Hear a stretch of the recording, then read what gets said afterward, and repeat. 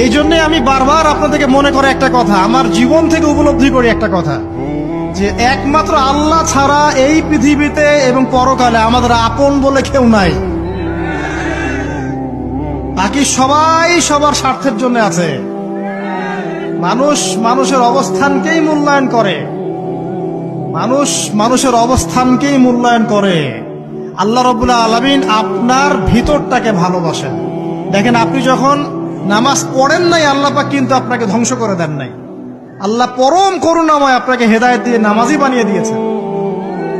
জীবনে অনেক পাপ করেছেন, ইনস্ট্যান্ট আল্লাহ পাক শাস্তি দিতে পারতেন, আল্লাহ পাক দেন নাই।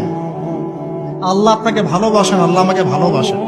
আল্লাহ পাকের এই ভালোবাসার ঋণটা শোধ করার জন্য হলেও নামাজি হয়ে যান, আল্লাহর পথে ফিরে আসেন, দিনের জন্য কিছু করেন, দিনের ফিকির করেন, পড়াশোনা করেন। প্রিয় ভাইরা, আল্লাহ পাক তৌফিক